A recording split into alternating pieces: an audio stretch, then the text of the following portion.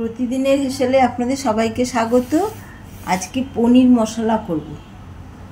পনিরটা আমি 250 গ্রাম পনির নিয়েছি, আর এতে পনির মশলা করার জন্য পনিরের মশলার পরিমাণটা একটু বেশি নিতে হবে।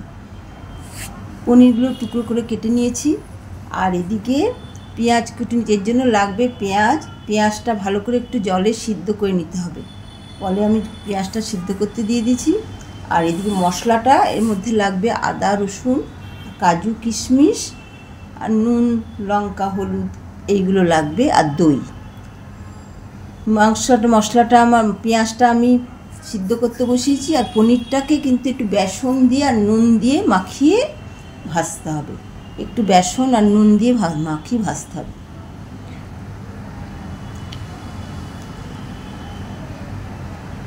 এবার আমার পেঁয়াজটা ভাজা সিদ্ধ হয়ে গেল, পেঁয়াজটা আমি তুলে নেব।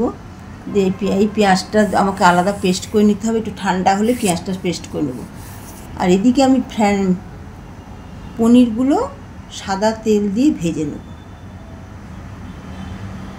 এই সাদা তেল দিয়ে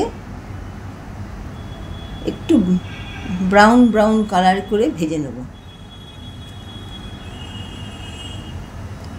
আর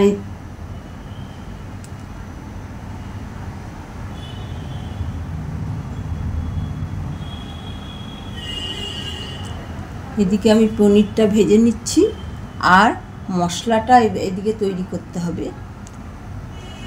একটু এরকম ব্রাউন করে করে পনিরটা ভেজে নেব।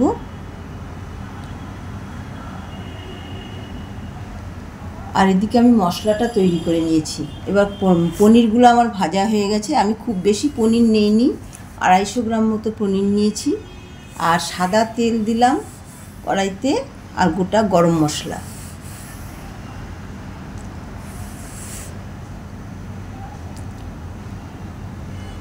মশলাটা গরম হয়ে যাওয়ার পরে বাটা পেঁয়াজটা যে গরম জলে সিদ্ধ করে রেখেছিলাম, সেই পেঁয়াজ বাটাটা এই দিলাম। বেশ কিছুক্ষণ ভালো করে পেঁয়াজ বাটাটা নাড়তে হবে।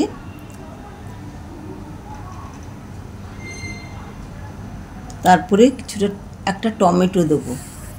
এটা পনির মশলা তো একটু বেশি করে সব রকম মশলা দেবো। আদা রসুনের পেস্ট দিলাম, দিয়ে মশলাটা ভালো করে ভাজতে হবে। এরপরে একটু নুন আর একটু লঙ্কা গুঁড়ো, হলুদ গুঁড়ো একটু করে সব দিলাম পরিমাণ বুঝে। দিয়ে মশলাটা যাতে না বসে যায় সেই জন্য একটু জল দিলাম।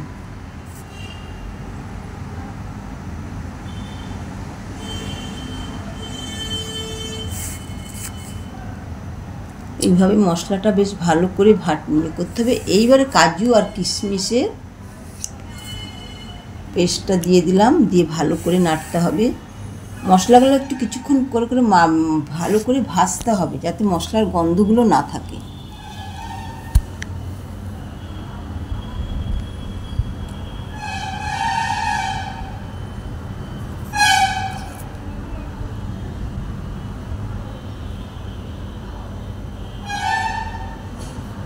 দিয়ে যখন দেখলাম মশলাটা বেশ অনেকটা হয়ে গেছে ভাজা, তখন দইটা দিতে হবে। পনিরের পরিমাণ বুঝে দইটা দিতে হবে। এটা বলেছি পনির মশলা, যেহেতু মশলার পরিমাণ সবেই একটু বেশি বেশি দিতে হবে। আদাটা এবারে দইটা দেবো।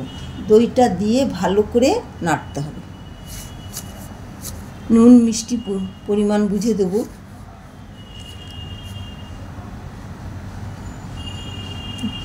মশলাটা ভালো করে নেড়ে এবারে একটু গরম জল দিয়ে দিলাম। মশলাটা আমার আগেই ভাজা হয়েছিলো, তারপরে দই দিয়ে ভালো করে নাড়াচাড়া করেছি। মশলার গন্ধটা চলে গেছে। এইবারে পনিরটা এর মধ্যে দিয়ে দেব।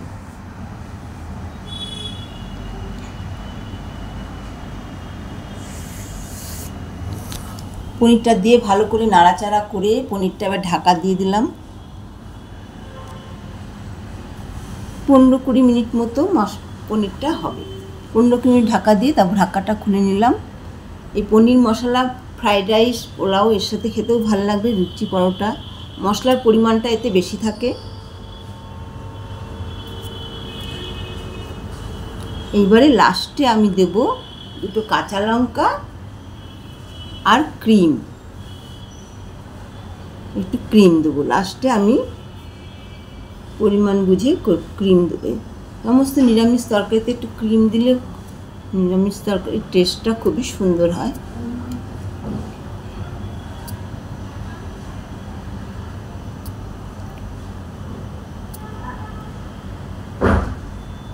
হয়ে গেল আমার মশলা পনির। রুটি, ফ্রাইড রাইস, লুচি সবের